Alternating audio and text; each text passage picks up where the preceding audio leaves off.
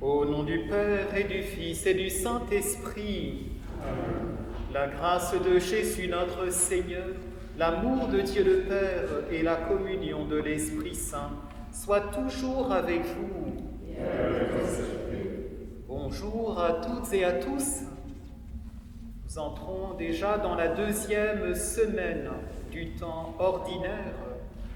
Après la célébration du baptême de Jésus, voici le temps de l'appel. Jésus choisit ses premiers disciples, mais il nous appelle aussi, chacun, chacune, à nous mettre à sa suite.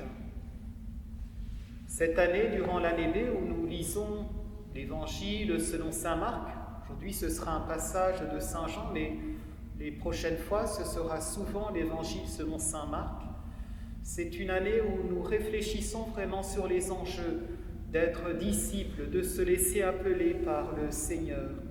C'est un défi car le Seigneur nous appelle là où nous sommes, avec nos qualités, avec nos limites. Mais il nous appelle car il nous aime, car il pose un regard d'amour sur chacun, chacune de nous. En ce début de célébration, nous accueillons ce regard d'amour du Seigneur, lui qui nous aime malgré nos limites, nos péchés.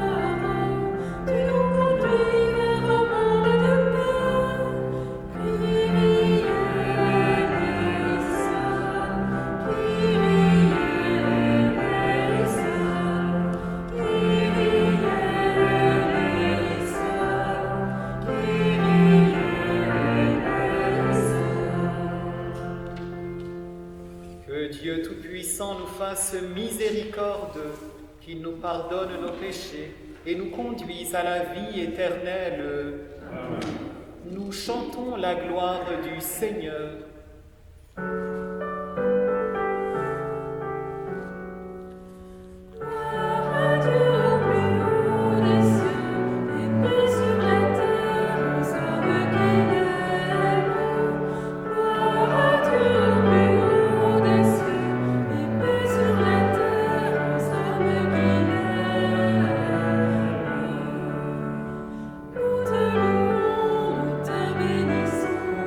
Nous t'adorons, nous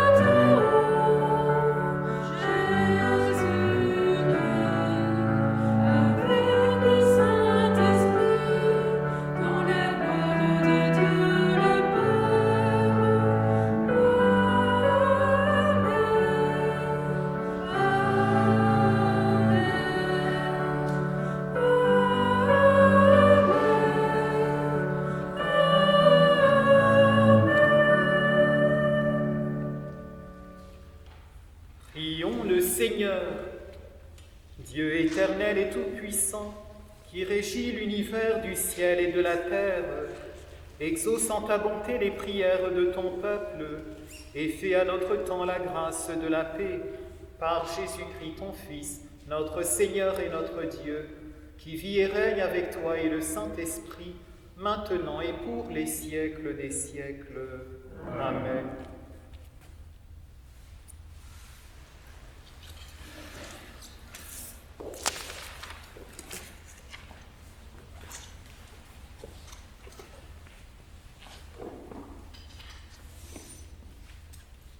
Lecture du premier livre de Samuel. En ce jour-là, le jeune Samuel était couché dans le temple du Seigneur à Silo, où se trouvait l'arche de Dieu. Le Seigneur appela Samuel, qui répondit « Me voici ». Il courut vers le prêtre Élie et lui dit « Tu m'as appelé, me voici ». Élie répondit « Je ne t'ai pas appelé, retourne te coucher. » L'enfant alla se coucher. De nouveau, le Seigneur appela Samuel. Et Samuel se leva. Il alla auprès d'Élie et il dit « Tu m'as appelé, me voici. » Élie répondit « Je ne t'ai pas appelé, mon fils. Retourne te coucher. » Samuel ne connaissait pas encore le Seigneur, et la parole du Seigneur ne lui avait pas encore été révélée. De nouveau, le Seigneur appela Samuel. Celui-ci se leva, il alla auprès d'Élie et il dit « Tu m'as appelé, me voici. » Alors Élie comprit que c'était le Seigneur qui appelait l'enfant, et il lui dit « Va, te recoucher, et s'il t'appelle, tu diras « Parle, Seigneur, ton serviteur écoute. » Samuel alla se recoucher à sa place habituelle. Le Seigneur vint et il se tint là, et il appela comme les autres fois « Samuel, Samuel !» Et Samuel répondit « Parle, ton serviteur écoute. » Samuel grandit, le Seigneur était avec lui, et il ne laissa aucune de ses paroles sans effet. Parole du Seigneur. Grâce à Dieu.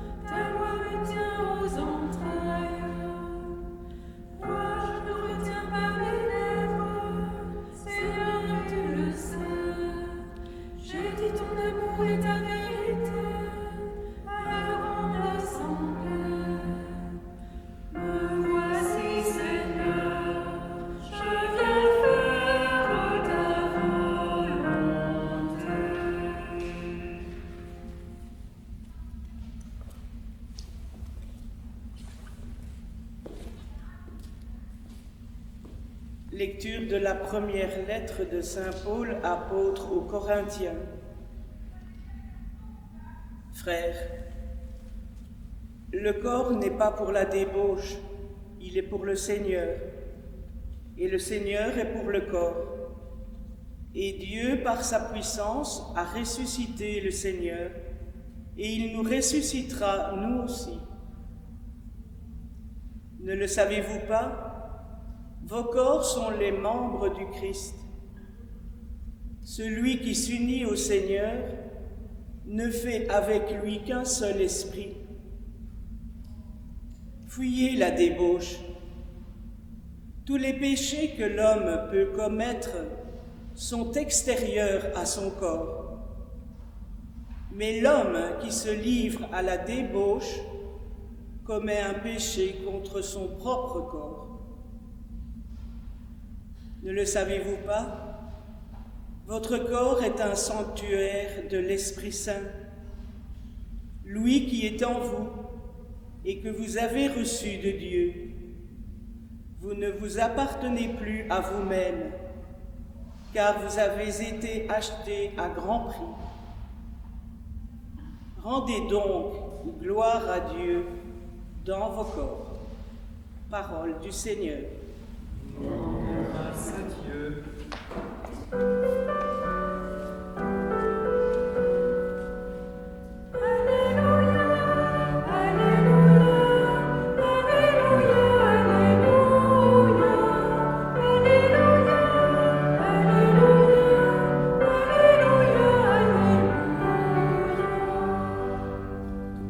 En Jésus-Christ, nous avons reconnu le Messie. Par lui sont venues la grâce et la vérité. Alléluia, Alléluia, Alléluia, Alléluia, Alléluia. Le Seigneur soit avec vous. Évangile de Jésus-Christ selon saint Jean. En ce temps-là, Jean le Baptiste se trouvait avec 2 de ses disciples. Posant son regard sur Jésus qui allait et venait, il dit : « Voici l'agneau de Dieu. » Les 2 disciples entendirent ce qu'il disait, et ils suivirent Jésus. Se retournant, Jésus vit qu'ils le suivaient, et leur dit : « Que cherchez-vous » Ils lui répondirent : « Rabbi, ce qui veut dire maître, où demeures-tu » Il leur dit : « Venez et vous verrez. » Ils allèrent donc, ils virent où il demeurait, et ils restèrent auprès de lui ce jour-là. C'était vers la 10e heure, environ 4 heures de l'après-midi. André, le frère de Simon-Pierre, était l'un des 2 disciples qui avaient entendu la parole de Jean et qui avaient suivi Jésus. Il trouve d'abord Simon, son propre frère, et lui dit : « Nous avons trouvé le Messie, ce qui veut dire Christ. » André amena son frère à Jésus. Jésus posa son regard sur lui et lui dit : « Tu es Simon, fils de Jean, tu t'appelleras Képhas, ce qui veut dire Pierre. » Acclamons la parole de Dieu. Louange à toi, Seigneur Jésus.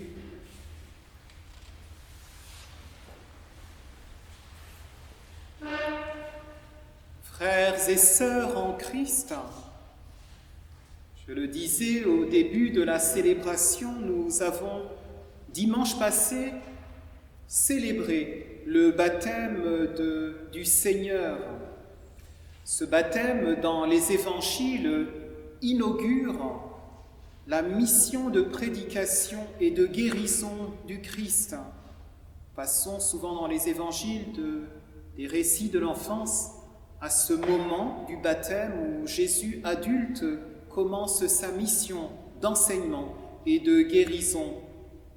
Et nous voyons à partir de là que Jésus marche. Il marche parmi les hommes. L'Évangile aujourd'hui dit que Jésus va et vient. Il ne s'arrête pas, il marche. Et par là, il nous montre que Dieu se fait proche et que, marchant sur nos chemins, il appelle aussi les hommes et les femmes qu'il croise. Ce dimanche et le dimanche prochain, les lectures vont nous inviter à réfléchir à cette notion essentielle de l'appel. Dieu appelle des disciples, mais il nous appelle aussi chacune d'entre nous. Dans l'Ancien et le Nouveau Testament, nous avons de nombreux récits d'appels, appels des rois, des prophètes. Ces différents appels révèlent chaque fois une facette différente, une facette du regard d'amour de Dieu. Dieu aime l'homme et l'invite à donner le meilleur de lui-même.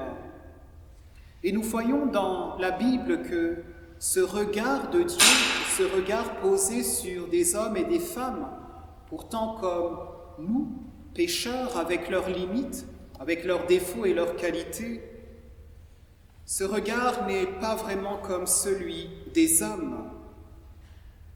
Nous en avons l'exemple dans la première lecture où Dieu, dans un temple où il y a de nombreux prêtres, surprend et choisit l'enfant, un petit serviteur, Samuel.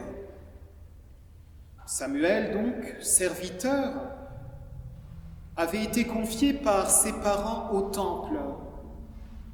Et comme Samuel appartient à la tribu d'Éphraïm, il ne pouvait pas espérer un jour intégrer le groupe des prêtres, des dignitaires.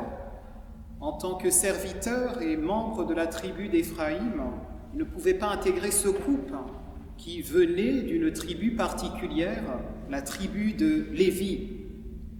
Nous voyons donc dans cette histoire que, aux yeux des hommes, Samuel était comme destiné à rester un serviteur toute sa vie, serviteur du temple, une tâche évidemment très belle, mais serviteur néanmoins.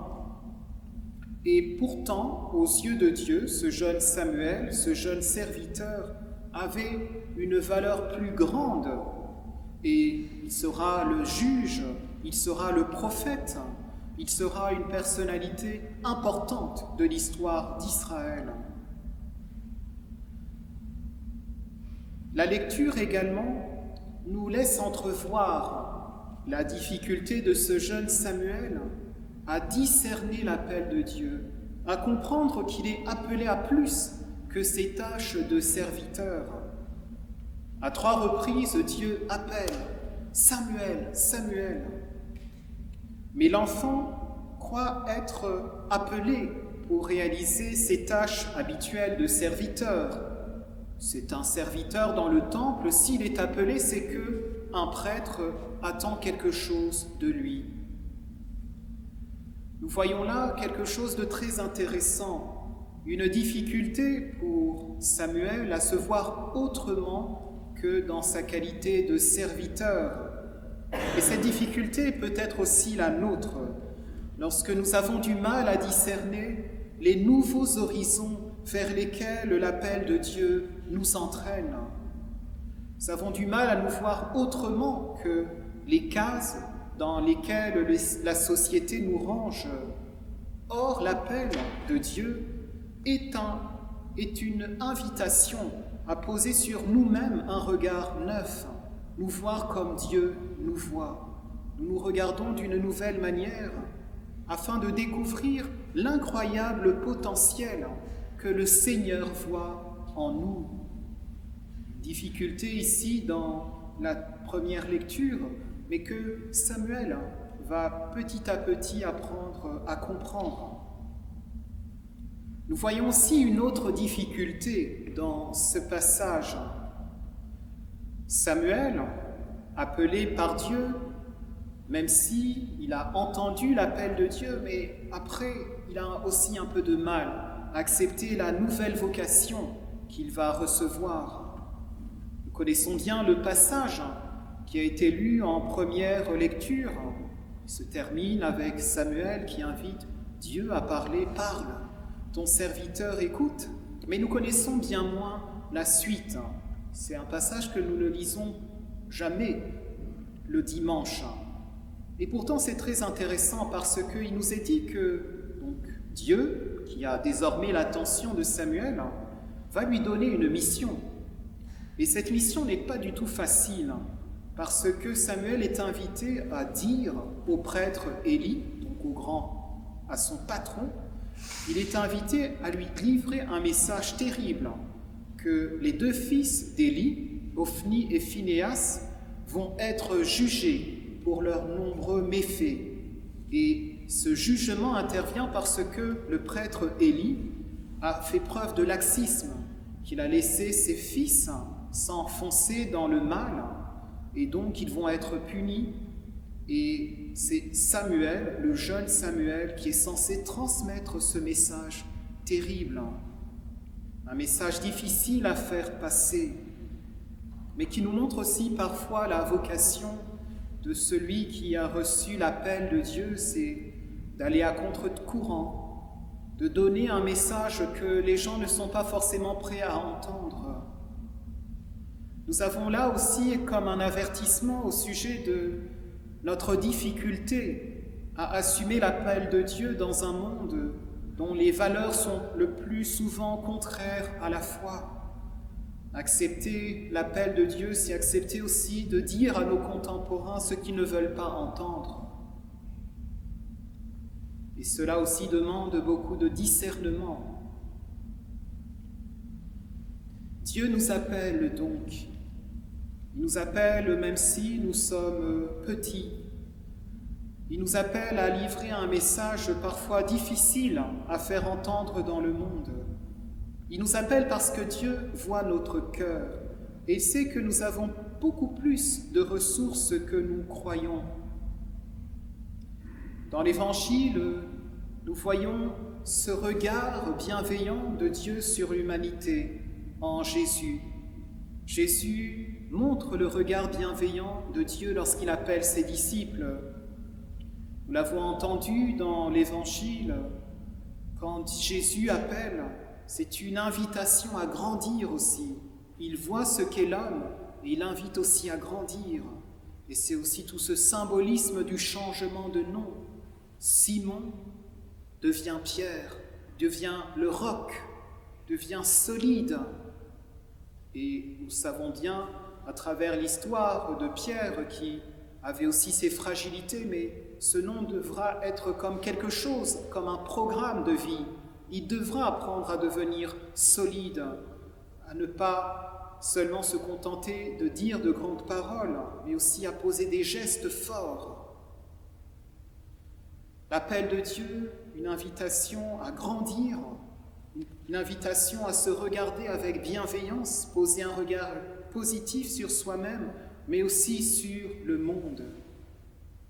Et cet appel, nous l'entendons, sollicite la liberté humaine. Jésus dit aux 2 premiers disciples, « Venez et vous verrez ». C'est à eux aussi de se faire leur propre jugement. Autrement dit, nous gardons le choix et notre raison ne se retire pas pour faire place exclusivement à la volonté de Dieu. Dans l'évangile de Jean, dont nous avons lu un extrait, nous voyons souvent que c'est comme si la raison humaine, l'intelligence humaine, est invitée à s'ajuster à l'intelligence, à la raison divine. Et c'est aussi tout un processus. La deuxième lecture nous rappelle aussi l'importance de la conversion. De fait, lorsqu'on a accepté de suivre Dieu, il faut vivre cette expérience authentiquement et rester en accord avec le message que l'on proclame. Saint Paul insiste sur le respect de notre corps, respecter notre corps, temple de l'esprit, et pour cela refuser la débauche, refuser les plaisirs faciles. De nos jours, cette dimension éthique est souvent rejetée en raison de son caractère exigeant, mais nous pouvons compter sur la grâce de l'Esprit Saint. Nous sommes le temple de l'Esprit Saint, une grâce qui nous permet d'aller jusqu'au bout de notre témoignage chrétien.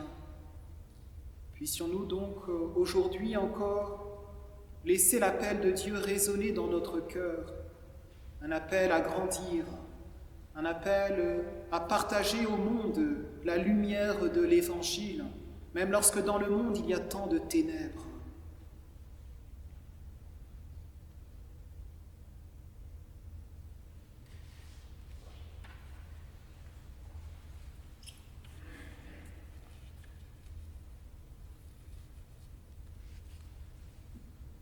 Avec confiance, nous nous levons afin de redire dans notre foi en ce Dieu qui nous appelle chacun, chacune. Je crois en Dieu, le Père Tout-Puissant, Créateur du ciel et de la terre, et en Jésus-Christ, son Fils unique, notre Seigneur, qui a été conçu du Saint-Esprit, est né de la Vierge Marie, a souffert sous Ponce Pilate, a été crucifié, est mort et a été sepulté, est descendu aux enfers. Le troisième jour est ressuscité des morts, est monté aux cieux, est assis à la droite de Dieu le Père Tout-Puissant, d'où il viendra juger les vivants et les morts. Je crois en l'Esprit Saint, à la Sainte Église catholique, à la communion des saints, à la rémission des péchés, à la résurrection de la chair, à la vie éternelle. Amen. Pour que tous les hommes puissent mener sur terre une vie digne et fraternelle, faisons monter ensemble notre prière vers le Seigneur.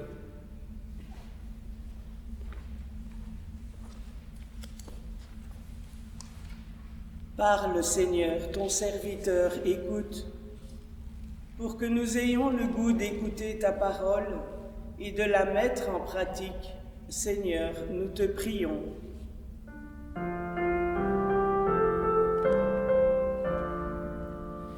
Écoute la prière de ton peuple, Dieu notre Père.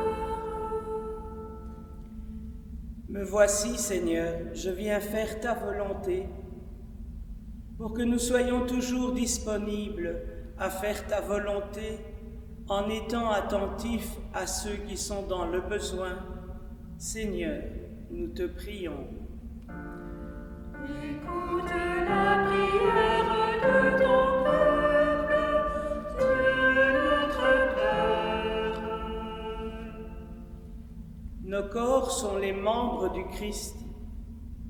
Demain commence la semaine de prière pour l'unité des chrétiens, pour que tous ensemble, nous ne fassions qu'un seul corps dans le Christ. Seigneur, nous te prions.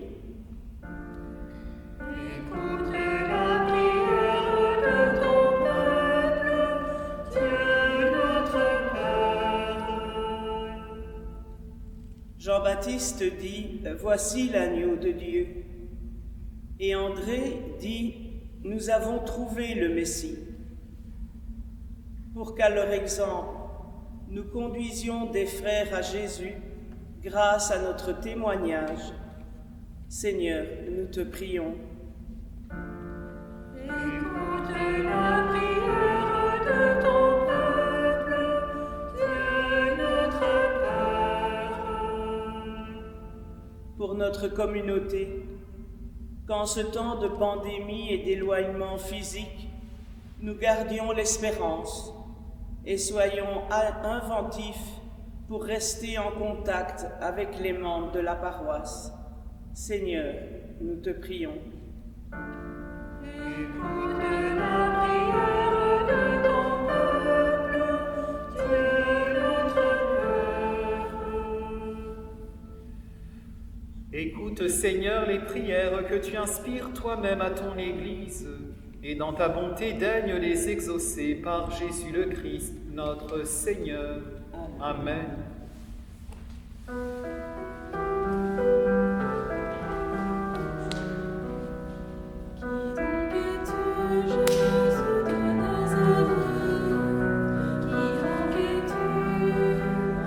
donc es-tu?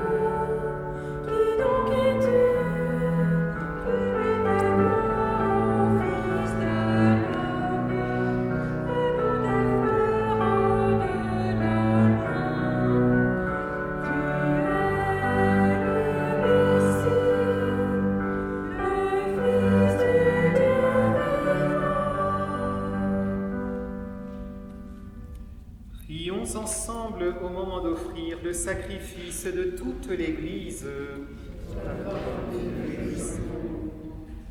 Seigneur, accorde-nous la grâce de vraiment participer à cette Eucharistie, car chaque fois qu'est célébré ce sacrifice en mémorial, c'est l'œuvre de notre rédemption qui s'accomplit par Jésus, le Christ, notre Seigneur.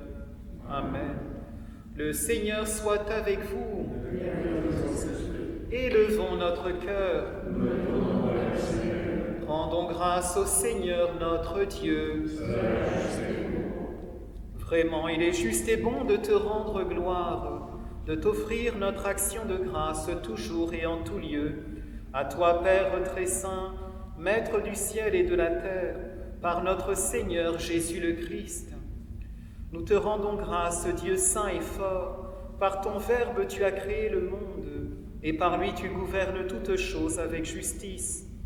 C'est lui, Verbe fait chair, que tu nous as donné pour médiateur, lui qui nous a dit tes propres paroles et nous appelle à le suivre. Il est le chemin qui mène vers toi, il est la vérité qui rend libre, il est la vie qui comble de joie.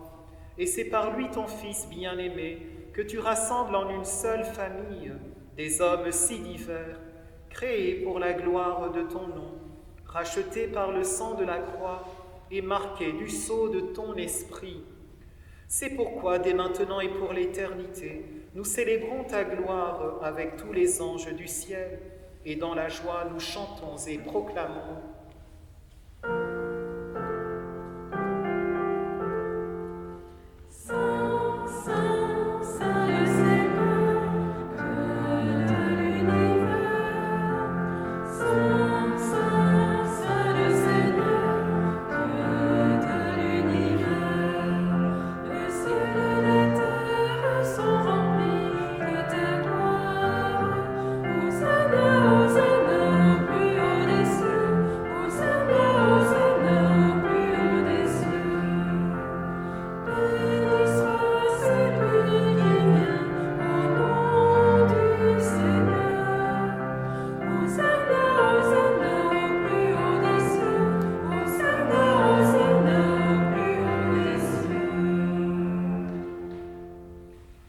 Vraiment, tu es saint et digne de louange, Dieu qui aime tes enfants, toi qui es toujours avec eux sur les chemins de cette vie.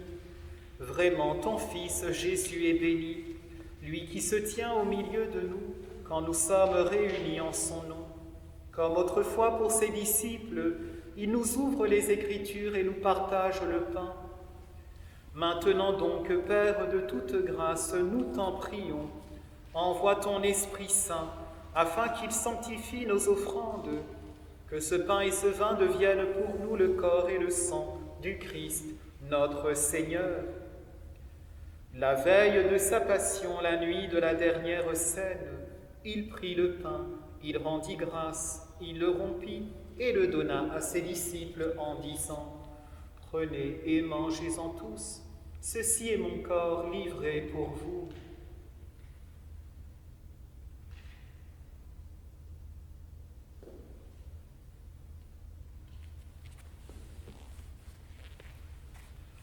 De même, à la fin du repas, il prit la coupe.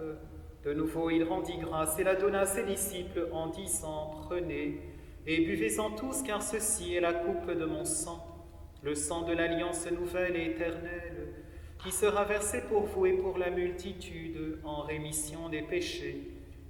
Vous ferez cela en mémoire de moi. »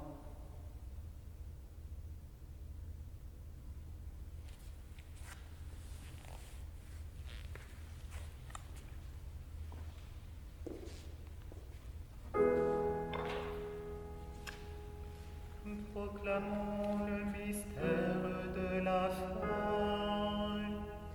Gloire à toi qui étais mort, gloire à toi qui es vivant,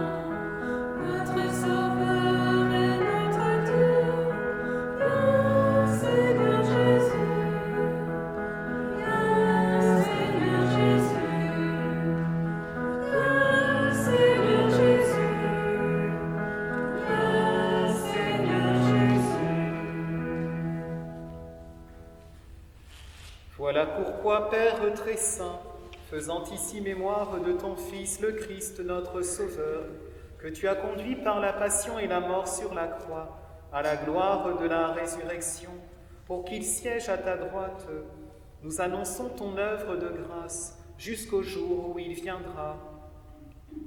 Et nous t'offrons le pain de la vie et la coupe de bénédiction. Regarde avec bonté, Seigneur, l'offrande de ton Église, qui te présente par nos mains ce qu'elle a reçu de toi, le sacrifice de louange, la Pâque du Christ.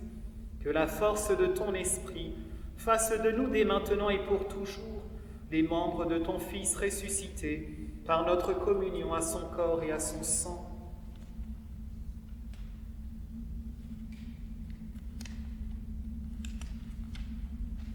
Père Tout-Puissant, fais-nous vivre de ton esprit dans notre participation à ce mystère. Renouvelle-nous à l'image de ton Fils et resserre les liens de notre unité avec le pape François et notre évêque Pierre, avec l'ensemble des évêques, les prêtres, les diacres et ton peuple répandu par tout l'univers. Donne à tous les membres de l'Église de savoir lire les signes des temps à la lumière de la foi et de se dépenser sans relâche au service de l'Évangile.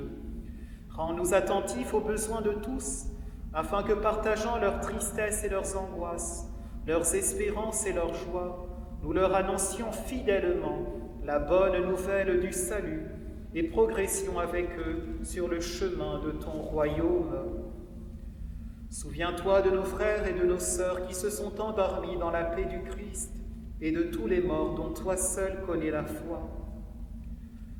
Pensons aujourd'hui aux défunts de la famille Vaël, Bourdeau, Masse, les défunts de la famille Collard, Cuvelier, Édith Defay et Francine Drouet.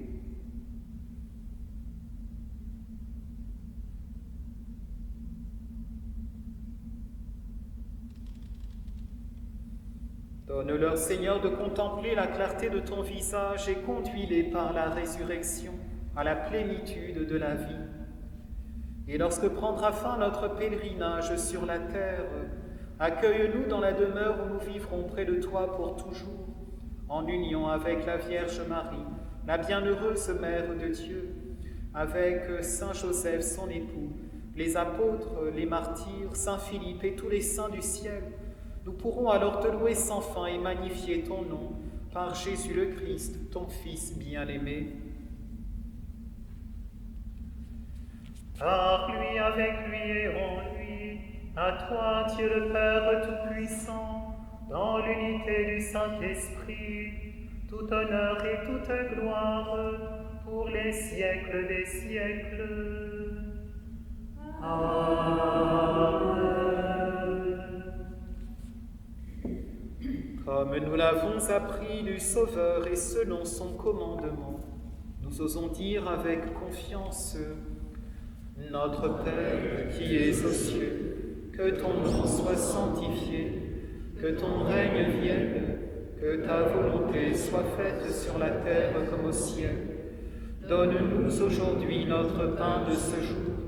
Pardonne-nous nos offenses, comme nous pardonnons aussi à ceux qui nous ont offensés, et ne nous laisse pas entrer en tentation, mais délivre-nous du mal. Délivre-nous de tout mal, Seigneur, et donne la paix à notre temps. Par ta miséricorde, libère-nous du péché. Rassure-nous devant les épreuves en cette vie, où nous espérons le bonheur que tu promets, et l'avènement de Jésus-Christ, notre Sauveur. Car c'est à toi qu'appartiennent le règne, la puissance et la gloire, pour les siècles des siècles. Seigneur Jésus-Christ, tu as dit à tes apôtres: je vous laisse la paix, je vous donne ma paix. Ne regarde pas nos péchés, mais la foi de ton Église.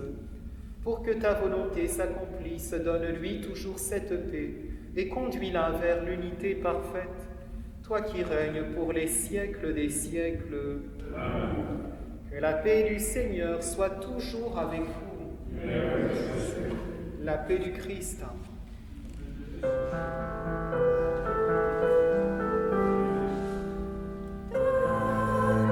la paix, Seigneur, donne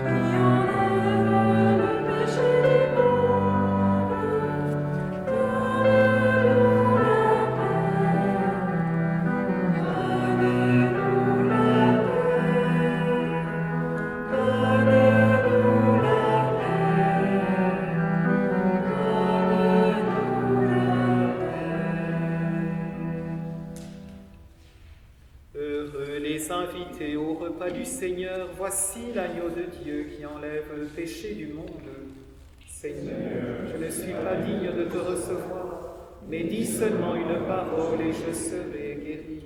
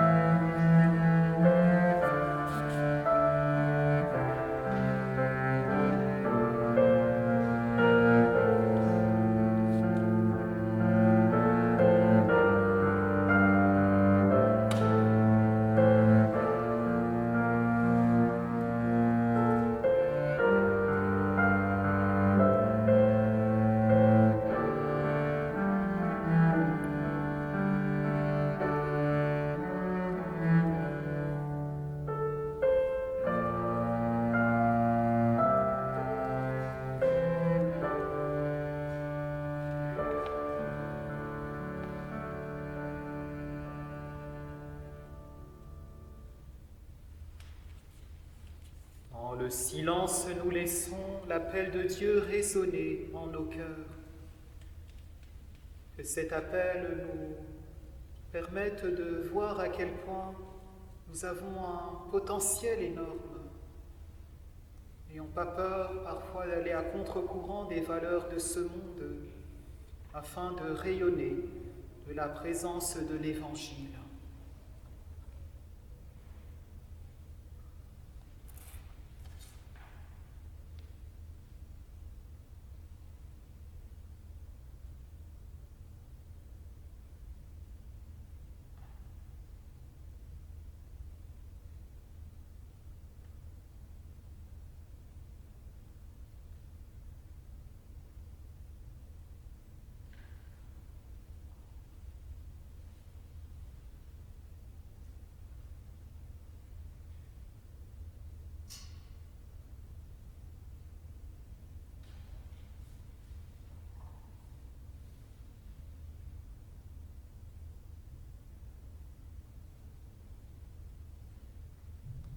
Prions.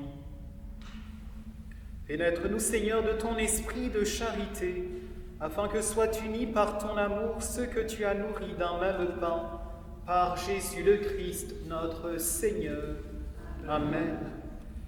Ainsi que nous l'avons dit dans la prière universelle, nous allons entamer à partir du lundi 18 la semaine de prière pour l'unité des chrétiens.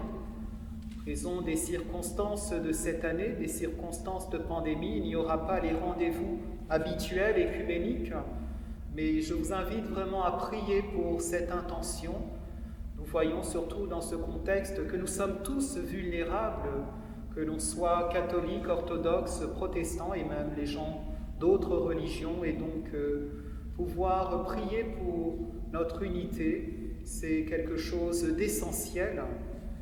Il y aura donc cette intention lors des messes en semaine, donc jusqu'au 25, où il y aura la fête de la conversion de Saint Paul.